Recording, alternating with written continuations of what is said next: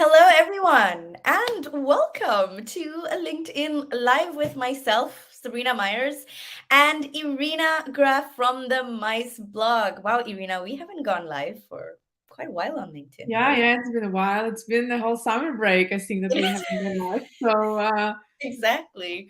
My goodness. So basically, it's another episode. I mean, I actually haven't done an episode of Event Profs What's Next for a really long time. I can't actually remember what the last one was about. But starting fresh again. I know it's the end of the year. It's November. Where does time go? But last week, and this is after seeing a couple of different event profs on Twitter and LinkedIn and Instagram, kind of talking about shows coming up like IBTM, and then of course shows that have just finished like IMEX in Americas, in Vegas, and kind of different comments and feedback from people about the shows and kind of their expectations before the shows. And I had this question in my head, like, because as an event planner, I'm starting to receive a lot of emails and requests to meet. And are you going to be at IBTM? And the show is what, at the end of the month? Yeah. So I said, hey, Irina, do you want to talk about trade show marketing? Because, this is a really interesting topic, I think, because I think we have evolved in terms of our expectations. So I have 5 questions for today's live, our lunch and learn. Now, this live is going out to, if you are an organizer, if you're an event planner and you are attending a trade show like IBTM, for example, let's use that as the main case, which is coming up at the end of November in Barcelona, Spain. And you might be attending as a visitor. You might be attending as a hosted buyer with one of the suppliers at the show. There's going to be very many groups coming from all over the UK, Scandinavia, and Europe, even America, and maybe even APAC. I'm not sure.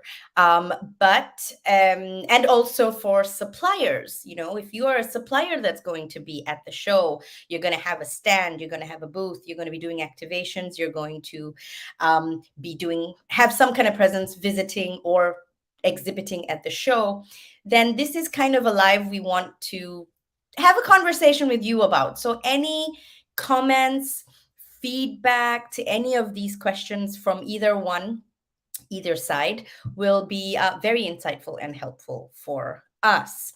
But in that case, we're just going to ask each other these questions, right? So the first question, I'm going to pull it up because I did send them to Irina in advance. How do you think attendees' expectations have changed or evolved when it comes to attending trade shows? Irina. Yeah. So, hello, everyone. It's a great pleasure to be here today, Sabrina. And actually, that's the first time that I'm a guest on your live. So, it's really, really fun. Very excited to be asked the questions. And of course, I'm also looking forward to hear what our audience today has to say about trade show marketing. So yeah, in regard to your question, I can talk about myself. I've been going to these trade shows for about 7 years, being in the industry a bit longer, but actively going to trade shows. And it's often the same suppliers, the same destinations with new hotels, new openings, new venues, and so on. So I think it evolved in a way that the planners who go to such shows on a regular basis, they are very informed and very educated about the destinations, about the venues, about what's going on, and they also have their very specific needs. So they are not, and so just before that, and they are informed through the internet, through social media, especially, that has grown in this time extensively. And we get our information already from social media. So when we go to a trade show to meet a specific supplier, we already know, we have already some background information. We don't start from scratch. So how many rooms do you have, or where are you located? Do you have an airport? Things like this we know. So when I go to a trade show, my needs are about very, very specific questions, about anything new that is still not officially published on the website or social media. If there is any job changes, for example, who has been my contact so far, so maybe I want to meet a new representative. So it's more of a relationship building there rather than a transactional contact. How about Absolutely. you? Yeah, no, I completely agree with the relationship building side. I think in terms of what has changed for me, and I'm like you, gosh, I think I've kind of lost count of how many times I've been hosted buyer at either IMAX or IBTM or ILTM I used to go to in Cannes, and basically all variations of trade shows for us. Um, and I think now what's been a big shift for me personally is I no longer attend as a hosted buyer. And I know that is actually a luxury because it means I have to pay myself for flights and accommodation and all of this. Um, and a lot of event planners who are part of corporates or agencies might not necessarily have that opportunity. They go as hosted buyers, which I completely get, and it's a whole different process and system. And that's been the shift for me. I want to go as a visitor because I don't want to be locked into a calendar of appointments, and I don't want to be moved around like a herd of cows and maybe not be able to finish a conversation at a particular stand before I have to go to another stand, be put on a group presentation for a destination that have absolutely no business for or interest in, and that kind of thing. There's lots of different reasons why I've changed that. And my expectation now, I want to say, is well, I think we've all evolved, right? As attendees of events, especially in person events, as event planners, event in person events are obviously back. A lot of them are client led events, if you're on the agency side or corporate side, and it's around what people want. But trade show is quite different, but it is an in-person event. At the end of the day, there's very few that have simulcast, like they're broadcasting the entire time during a trade show. That I don't know if that even exists in our industry. There's certain sessions that might go live, certain things that are recorded and then available on demand, like IBTM did last year, I think it was. But in a sense, it's really truly an in-person event. So I expect more. I expect people to do more to get my attention. There has to be a significant reason that I'm meeting someone at a stand and that I make an appointment before I'm even at the show to meet that person. I think the expectation is it's become a lot more intentional, a lot more purpose led. And when I'm at the show, it's really about attention economy. It's about how are you going to get my attention, and how are you going to keep it. Not just getting it, keeping it, and then what's going to come after. I think as attendees, our expectations have increased a lot. And so, if I were to go to IBTM, I'm expecting to see some cool stuff. I'm expecting to see, some cool content. I want to take part in fun engagements, things like that, So I just want to see what's going to be different. That would be my expectations and how they've changed. So second question is, what do you think are the most effective ways of getting appointments from buyers and visitors ahead of the show? Yeah, so that's a very, very good question. And actually, we discussed it on our prep talk yesterday before this live. And what was mentioned is that you shouldn't start to try to get this attention just before the show. You should have a presence on social media before the show so that when the show takes place, you are already in their minds. Yeah. So that would be one way to get attention. So having all year round social media strategy, showcasing which events you are generally attending. So, for example, if you're at one event, but your buyers they can't attend this event, you always have the chance. Okay, so I will be at this next trade show. Will you be there? Maybe. So let's meet. So this is one. A second one, which works well for me, is to host lives and webinars like we do today, and invite my contacts to attend, to join the live stream or to join the session. That gives us already a touch point to connect. Yeah. And for example, my contact will say, "Hey, Irina, thank you so much for the invitation to your live today, but unfortunately, I'm traveling. I can't come. But how are you?" Yeah, good, great. Are you going to this trade show? Yes. Are you going to be there? Yes. So, okay, cool. Let's meet. So even not many people are watching our live today. So it still creates a touch point with the potential customers and generally to build a relationship and show your presence.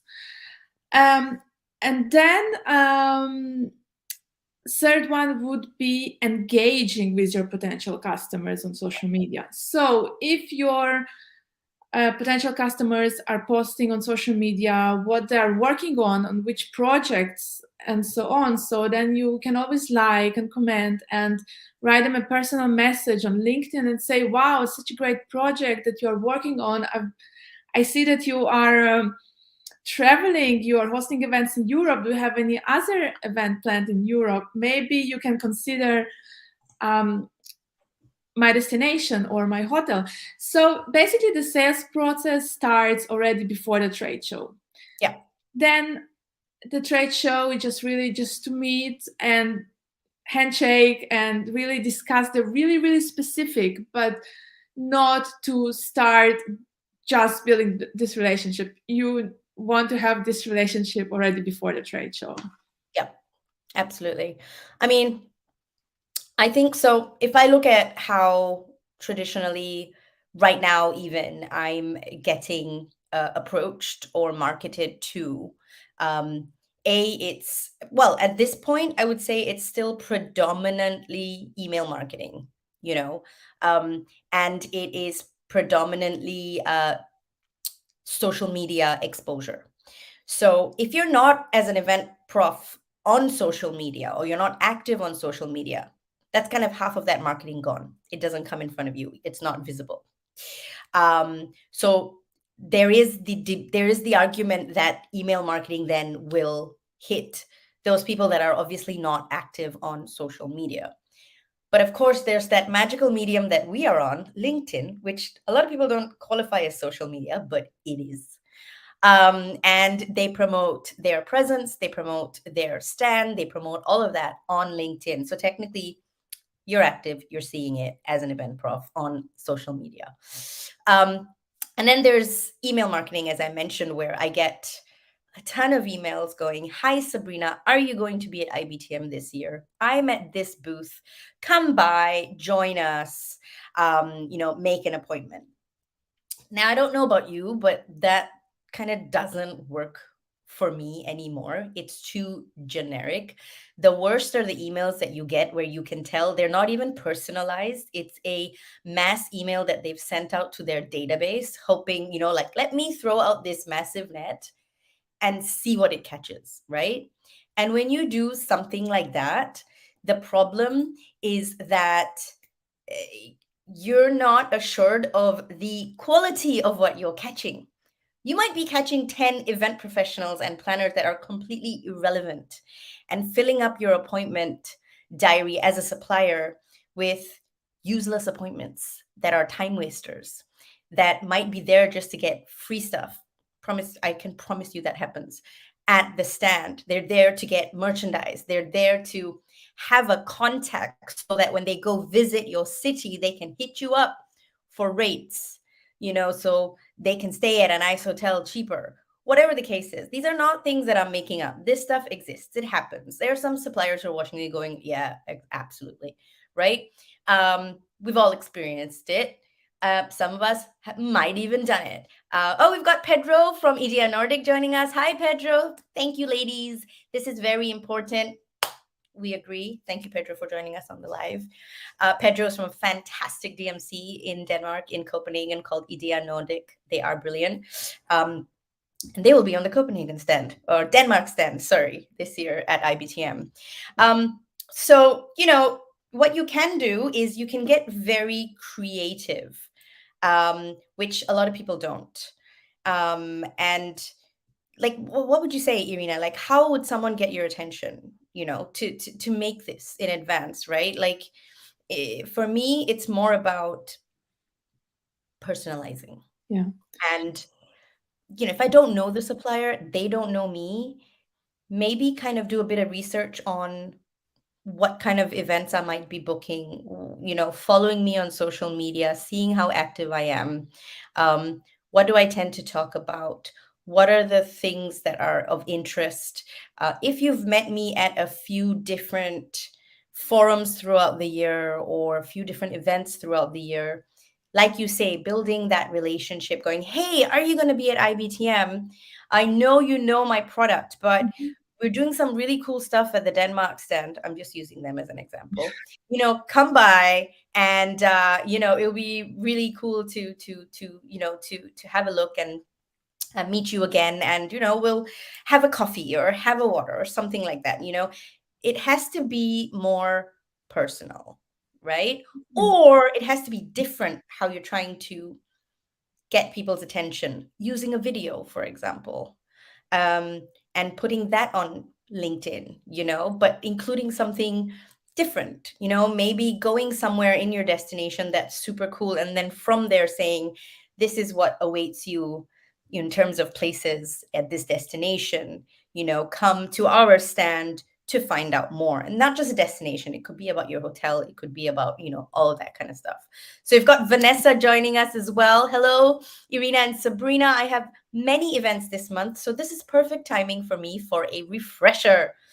Also looking forward to sharing certain parts of the recording with team members. Oh, thank you, Vanessa. That's fantastic. And Pedro saying, yes, we will. I am so looking forward to IBTM. Stay tuned for our SOMI strategy pre-IBTM. See, I like this. Sounds very exciting. Very good. Well done, Pedro. It's important to have a SOMI strategy before. Super, super important. So I guess what we're trying to say is, how do you attract buyers and attendees? I don't think the traditional methods work anymore. I think they will work to a certain degree.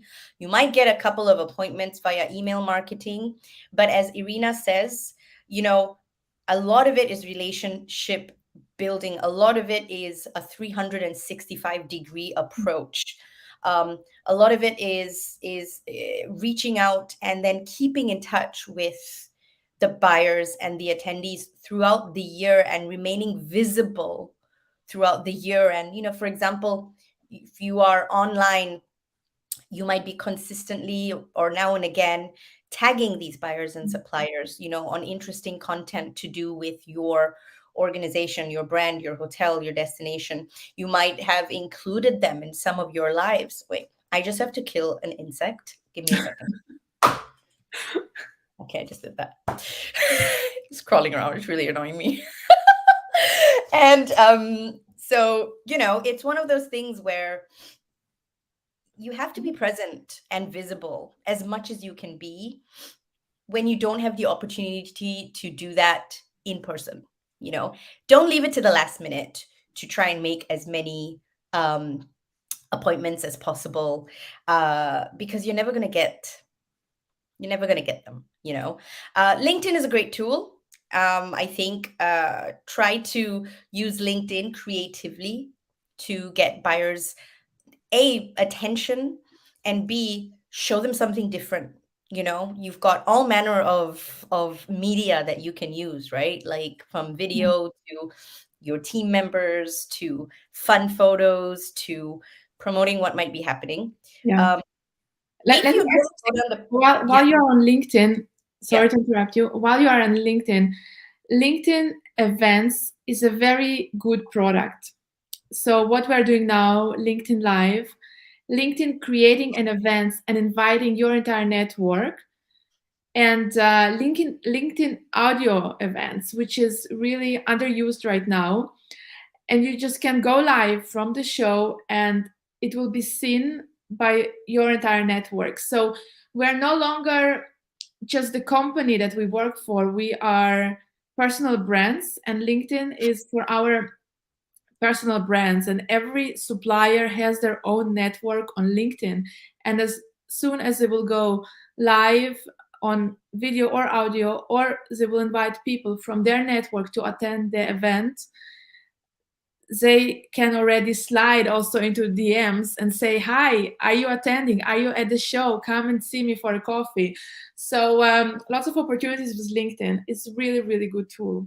I agree with Irina as well, and I think there's a lot of potential as a supplier to gamify it via LinkedIn, right? So if you're going to be using LinkedIn Live, and now LinkedIn Live is a very powerful tool, and LinkedIn Live events and audio, because these are all features of the platform that if you use, your content is going to be circulated. You'll have way more reach than if you just do normal posts, because these are features that the platform themselves are trying to push.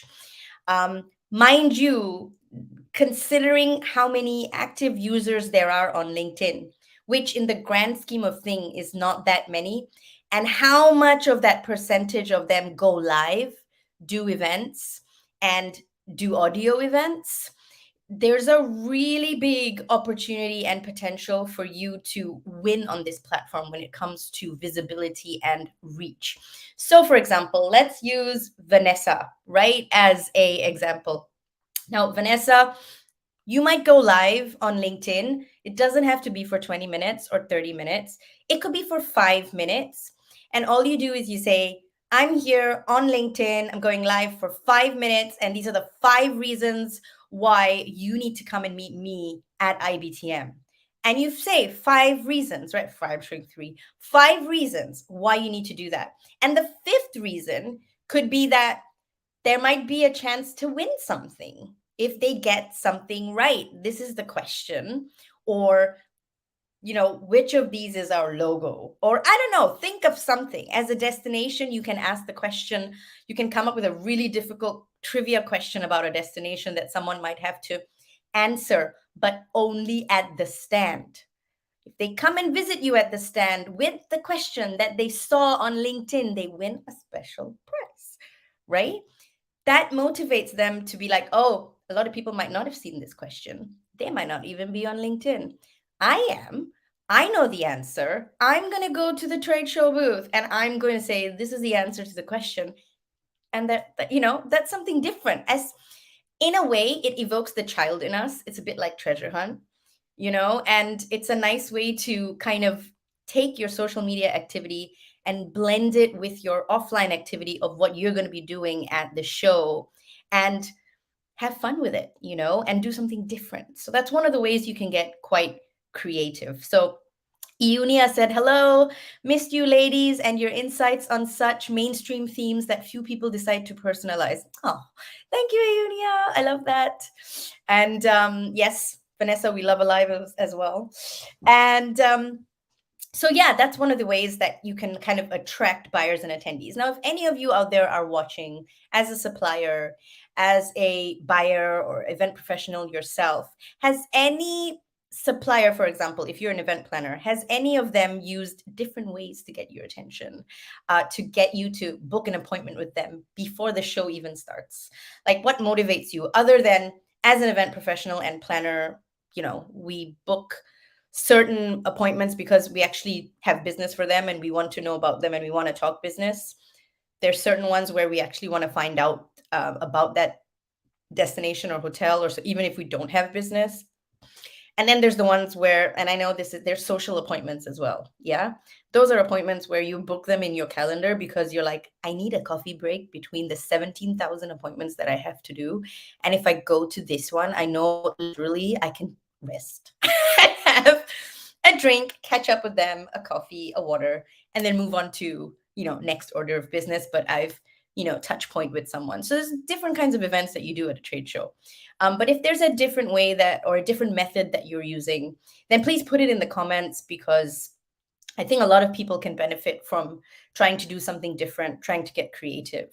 Have you ever experienced anything different or unusual coming to get an appointment from you, Irina, that you were like, oh, wow, like that's different. Like, yeah, I'm going to go and see them at the stand.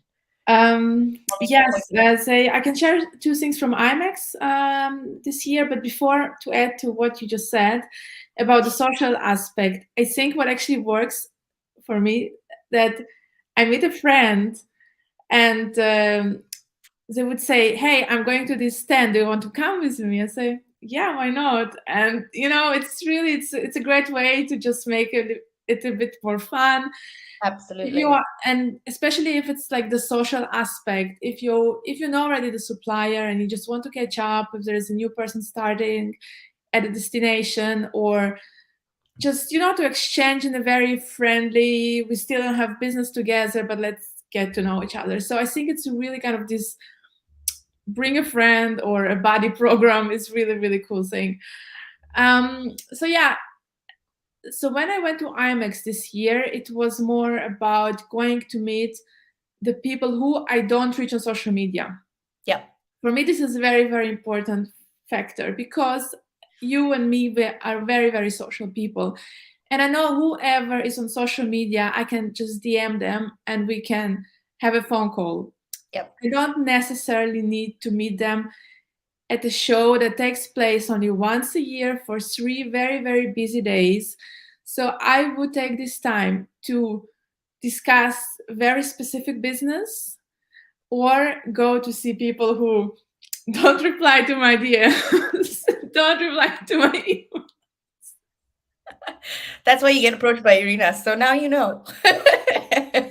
You're letting out your secrets. We've got a comment from Vanessa. I'm not sure what this says about me, but I was sent a box of brownies by post before I went to an event addressed to me personally. And I made a point of going to thank them. And whilst I've not purchased, I've built a relationship with them and I like their products and I've recommended them to others since too.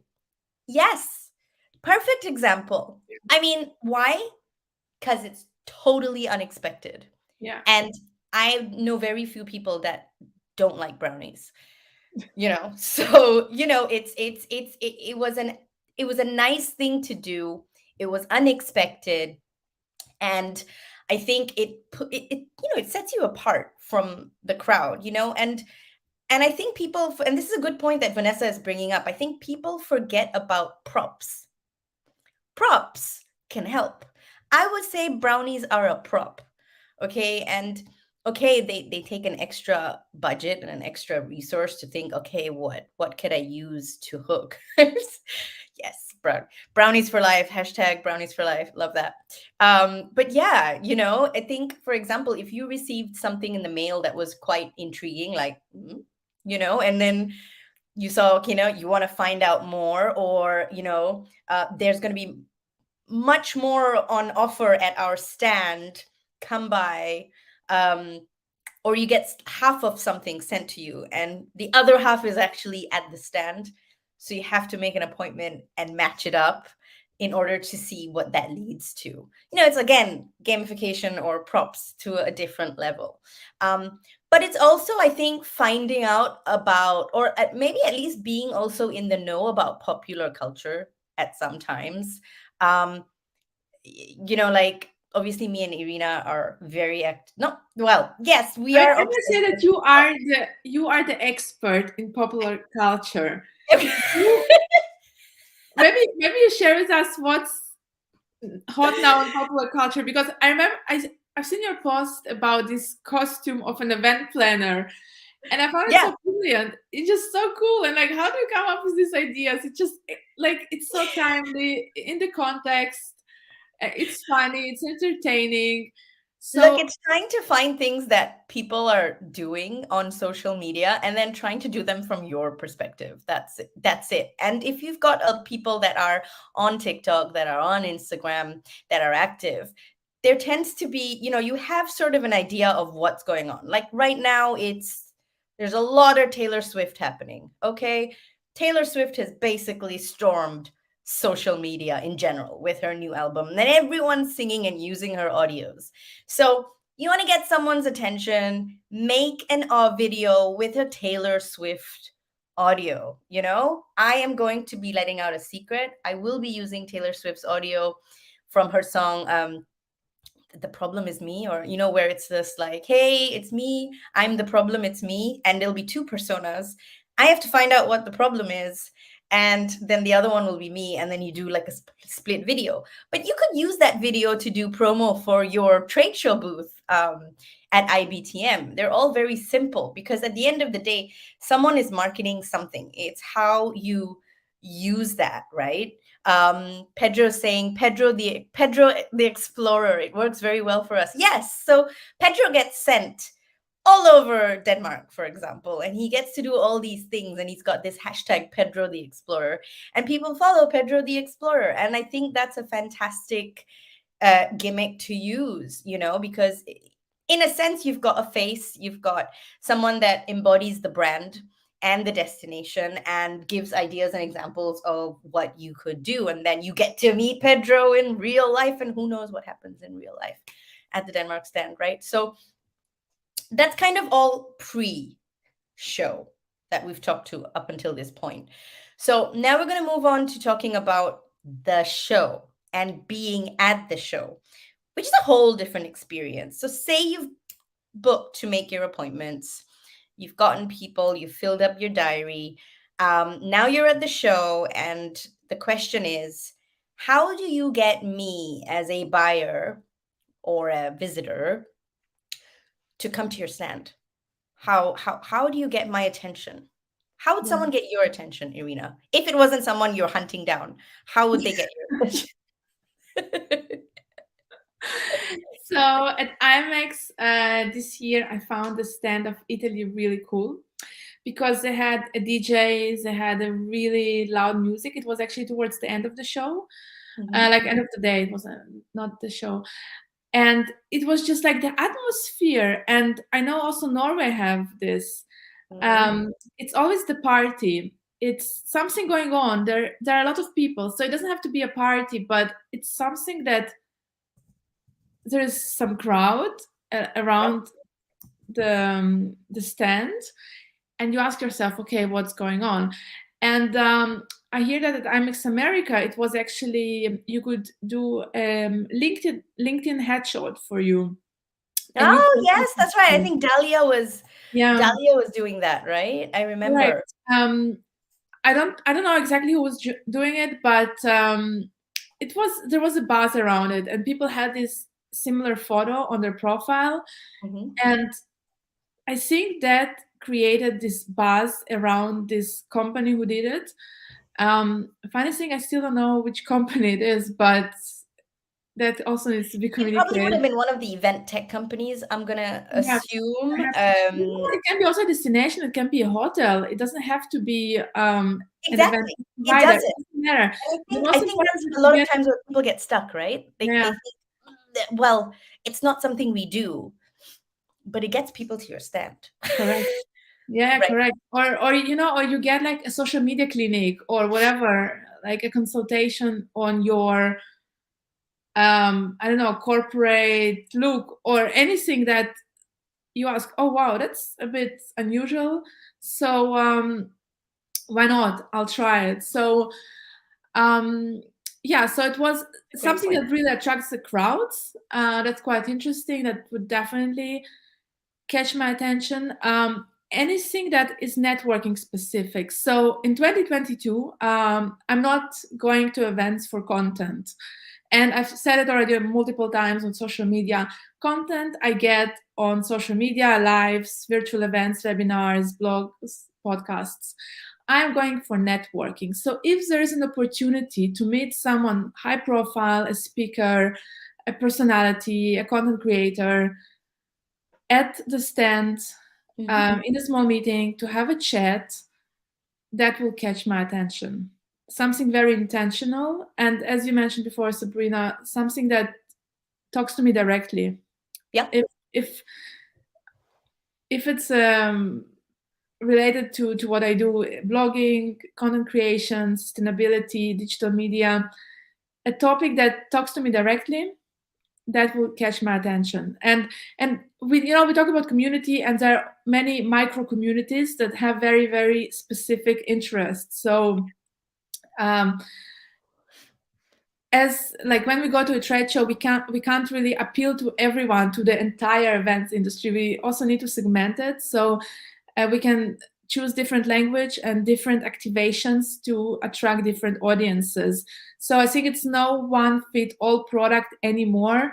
You need to put some thought behind it. So in terms of content, like producing the right content to attract the people to attend your stand, not to host content session. I mean, that's Yeah, I think that is so important because, I agree with the stands at IBTM that have, or like at trade shows that have a vibe, definitely attract. Vibe. Yeah, that's the word, vibe. Yeah. And, it is very hard to maintain a vibe. And, there's kind of like the usual suspects that always have a vibe at these trade shows. Yeah, I want to say the Netherlands, always, like Holland always has a vibe. Switzerland always has a vibe. Italy, like you said, this time has a vibe. It really depends on the presence of the stand, and it does take kind of, it's a team thing, isn't it, as well? So if it's like a destination stand, then a lot of people kind of have to come together to make it pop and there to be a vibe. If you're looking at the side of the suppliers, but like you say, very important, Irina, it's a social mecca. Yeah. And what you need to do is also be able to identify people from the different markets and regions that are your clients and buyers and attendees that are social magnets. Yeah. There are a lot of people, a lot of event professionals that are visible, that people know, that are very social in person, as well as in on social media, or they're very social in person. They might not be as active on social media, but either way, there's a lot of event professionals that are well known. Not just in the UK, but like in Germany, in Switzerland, wherever it is. And these are some people. These people have other event professionals gravitate towards them, and they want to meet up, and they want to talk, and they want to hang out, and they want to network. If you can have a couple of these social magnets at your stand, chances are you will get them bringing in people as well. For example, at IMEX in Frankfurt, Dalia stationed herself, not even at a stand. She was sitting at I think it was the Mauritius Cafe or the Maldivian Cafe, right? I cannot tell you the caliber. Now, Vanessa knows this if she's still watching. Vanessa was there. I met Vanessa in person there for the first time, but the caliber of event profs that were sat in this cafe, all a destination or a brand needed to do was take Dahlia and put them at at their booth, and put 10 chairs around her and give endless amount of coffee and water and whatever it is. And that booth and that stand would have gotten so much exposure, and it would have started so many conversations, and it would have just started so many talking points and ignited so many sparks. The power in that and the reach in that is unbelievable, right? So, and I, obviously I am working with Visit Copenhagen. Copenhagen Convention Bureau, you know, and we're looking at doing something different this year at IBTM on the stand in terms of how to get people's attention. And like, you know, Irina and me have been discussing, it has to start before, and it has to have something that people want. You need to have something outside of what people already know about your destination at the stand that people want to come to your stand for a reason. Why do they want to come? What are they going to get? Aside from information, aside from meeting the awesome Danish people that exist at the stand, there has to be more. And how can you get people? And so obviously I can't spill all the secrets, but we are going on the lines of trying to do that. We're trying to entice people to come to the stand in the hope of getting something more, which has very much to do with Copenhagen and Denmark, but it's a very general thing. It's not anything to do with meetings or mice, you know. And I think that's what people forget. You know, like when you mentioned LinkedIn profile, when you mentioned social media clinic, when you mentioned, no, you could have a fortune teller at your stand. You could have someone doing tarot card readings at your stand. You could have someone doing, you know, the sketching, you know, any kind of gimmicky activation that you have that's happening live at your stand will have people queuing up. Do you know how many people queue up at the South Korea stand when there's food? It's like the line is insane, you know, and that works for them because when people are queuing up at your stand, they're looking at your stand whilst they're waiting. That is time that can be spent by one of your people coming up and talking to them and then making an appointment or sharing information or networking. It's like queue networking, right? Like that's one of the beauties of it. So there's so many ways we can do that. So we'll move on to the fourth question, which is, what do you hate as a buyer or attendee in the lead up to a trade show? And how can that look different? Yeah. Yeah. So I am often going as a media, and I am in the media database of the trade show and the destination and the suppliers. They also get my details as a media person. Mhm. And I still get very generic emails as hi there, come to our media briefing, for example. And this is very, very boring. It's not personalized. It's like the event is not interesting. You haven't looked at my blog to understand what I'm doing. And to be honest, many of these PR people, they will get a quicker response from me if they write me on Twitter and not an email. So it's just really understanding your customer, your audience, who you want to reach, and what do you want from me, because you want me to write about your destination. So it is very, very, it's a missed opportunity on behalf of many destinations, venues, DMCs, tech providers, who don't do the very, very lazy basics of just addressing you by your first name. I get it. Everyone is very, very busy, but you can't hit people with hi there. And and just generally talking about like the type of like also the events happening at the stands, right? Because many destinations, they have their media briefings, they have their presentations for the hosted buyers, they have their sessions and so on. And this also need to be marketed. And the sessions also need to be very, very interesting. This like the presentation style, we have an expert who will tell you what's going on. These days are over. I can't like, as you mentioned, the social events. I mean, people will go to a presentation just to have a seat there and rest their feet for 15 minutes before they go to the next one. They're not sitting there to listen to the presentation. And this is, unfortunately, yeah, that happens quite a lot.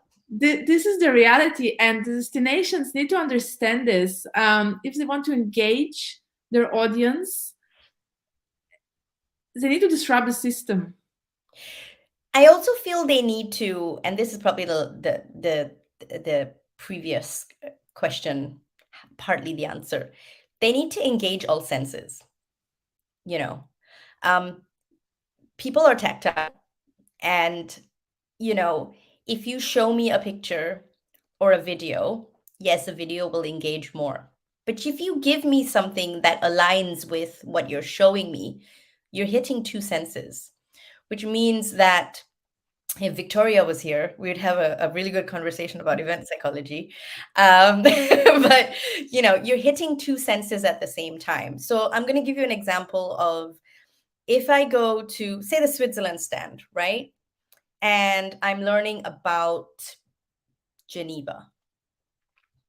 And you have someone there that has chocolates made in Geneva, right?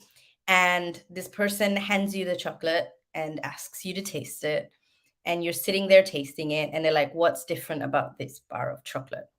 Right? And you're sitting there, well, I don't know, and they're like, I'll tell you what it is. It's because it's homemade by this family who are based here, and you can actually take groups to this homemade blah blah blah in order to, as part of your incentive activities or your corporate events, blah blah blah. Now you've linked two senses. I'm going to remember that because I tried the product whilst you were telling me about it, and it's the same as, I remember a specific glass of white wine at the Swiss Convention Bureau because it was really good. I tried it and they're like, do you know what's different about this? I said, what? So, can't get it anywhere else in the world. They do not export it out. You can only drink this white wine in, I think it was Lucerne. And this is why, they get sold out completely at the jazz festival because, there's very few wineries, blah, blah. And these are like things and trivia that you don't know, that people love being able to tell other people trivia. And if you learn something about a destination in a very tactile way, these are things that you can only experience in that destination. They're stories, you're telling stories, and these stories will be shared. And whether they're shared through a corporate event or an incentive event, or whether they're shared by just sheer word of mouth by an event professional, they're both powerful in each sense. So, how are you creating these moments of storytelling at your stand? And what I hate is I might not know any of this before I even get to the show, because all I see about your presence at the show is that you're going to be there. This is your booth number. There might be these people all at your booth, and we're planning exciting things, but it's all very one way. It's one-sided. Yeah. And I will say about this booth number, like show like IMAX, I never actually like looked at the booth number because you just look up and you see all the destinations. It's Yeah. not that big that you actually need to go with a map and look for it. And I remember, like, I think Hubilo said at IMAX, like, we're just next to the Qatar booth. That works more. 100%. They got it right. Again, if someone told me find the London booth, we're next to the London booth, I would just find the London booth instead of looking for like F4, 5, 6, K. Like, just give me a landmark. Yeah, exactly. So just find like the next biggest exhibitor and say, yeah, we're next to it. So it's brilliant. So these are like some of the creative ways to add some fun, Absolutely. this should be some Absolutely. fun. I think it's great. Joe's just saying, hi, Joe. Joe Floyd's joining us. Sabrina tempting me with unattainable food. Great strategy. It's like, yes, it is. It really is, I mean, sometimes I feel like in terms of attracting and marketing a product, sometimes it boils down to like, is it Maslow's hierarchy of needs? Like basics, like food, drink, like I don't even know what the five are, but they're basic. Wi-Fi. Some stands they have a Wi-Fi. So yeah. Yes, That's like Wi-Fi. on the Come top of the and pyramid, yeah, work here, network with us, And also what I hate is I don't know how I'm going to be able to engage and be visible with 95% of these booths and brands before the show. No one starts me already getting ready for the social media visibility journey and storytelling before the show. Nobody says this is going to be our hashtag at the show. Take pictures, tag us on your way. It's okay. It makes sense for IBTM to do that, obviously, right? That makes sense. But you wouldn't really expect a destination or a hotel or someone else to do it ahead of the show. You'd expect they advertise it and promote it at the show, but very few actually do it before the show. So why wouldn't you do it before the show? Why wouldn't you say, you know, if you can like tell your social media story of your journey and then what happened at the show and all of this, the best coverage is going to win a prize or something like this, or tag us, or any of this. You can get so creative. Everyone has a smartphone. And also what's important and important to do is you have to when you're at the show, create the opportunities for that to happen. Ask people, do you want to hey, let's take a selfie, let's share, let's do this, let's tag, let's hashtag, let's share on the IMEX site, let's share on our own company's site. Now, disclaimer here, if you are part of, okay, don't tell someone to tag an account. So for example, let's go with uh, Visit Singapore, right? Visit Singapore, for example, they don't have a business events mice Instagram account. So there's a very, very slim chance that if you tag Visit Singapore on mice, for mice at IBTM, that they're going to reshare that to their Visit Singapore account. So the opportunities as a brand that you're creating as a destination, make sure it's relevant when people actually want to do it and they do it, that there is that opportunity to be shared, that they're not just like tagging some empty account in the hope that they're going to be on Visit Singapore chat. And they're not going to be, because that's a leisure product. It's not even a business travel product. So the chances of your content ending up on there and you tagging someone is very, very, well, it's 0%, really. So that's important, to educate and to keep pushing and to make sure the channels that you're asking people to post are actual, proper, authentic channels, and that their content is going to see the light of day, because there's no point telling people to do that stuff and you do nothing about it. That is frustrating. And especially now with the newer generation, they love sharing, they love selfies, they love checking in, they love all of that stuff. You don't want to share that user generated content correctly. You are losing out big time. So that's all the advice I can give on that front. Obviously, for that I could talk about for hours, but we've got to move to our last question. And our last question is, what do you expect from suppliers after the trade show? Is there anything that you've experienced that's been like, oh wow, after the trade show? Yeah, so that's a good question. And as I mentioned before, when I go to a trade show, I would have very, very few appointments with very, very concrete businesses that I have an actual business with. So, and there will be a couple of appointments that there might be potential business. So, what I expect is that something will happen. That will be also my ROI if this show was successful. Yeah. So let's say we had a meeting. We discussed something very specific. There should be a follow-up email. Okay, what do we do next? Is there a collaboration or there is no collaboration? For me, that should happen, like, let's say, within like 1 to 3 months.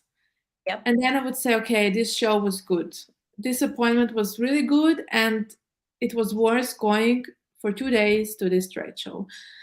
In terms of something wow, it wasn't a wow, but it was a yes. Yeah. So, okay, you go to a trade show, you meet your important client, you Yep. discuss a specific project, and you want an answer, and it's a yes, then it was a wow. And it's a cool project. So that's how I approach trade shows. If there is like nothing happening, if it's just like some pure inspiration or catching up with the industry, that was good. That was really, really nice. But this is not a show that would be very important for me to invest next year. Perfect. Now, for me, as say a buyer or a planner attending the show, what would I expect after? I mean, I think it's quite common and standard that there's always a follow-up contact. So whether it's a message via social media, it could be an email, try to not make it generic, try to be a bit personal about it. The tips that I usually give to suppliers, because I've met hundreds, hundreds, some who have moved around many companies in their lifespan and career. The tip that I give most is when you're having an appointment, and this is, a lot of suppliers are very good at this. They are good at the chit chat, the small talk, and then the telling about their products and their destination and their brand, and then continuing with chit chat, and then it's over. That's usually how it goes. It's all become very conversational. If you have mastered the art of conversational appointments with buyers and attendees, that's fantastic. What I would say though is everyone has a notebook as a supplier. When you're seated talking, write down 3 things that are completely non-meeting related or business related that this person may have mentioned, whether it's their child, whether they are obsessed with Netflix, whether they're supremely disturbed by Squid Games, whatever it is, whether they love Taylor Swift, very trending right now. Whatever it is, there's going to be 3 things that are completely unrelated that they will mention or drop about their life, about their situation, about popular culture. Write that stuff down, because I can tell you in your follow-up email, if you mention any of those 3 things, that person is going to remember you for the rest of your life because you paid attention and you're actually writing back to them as a touch point what that was. And it's something that you can build relationships with that are not purely work and serious. Like there's depth to it, there's context. I think that's super important.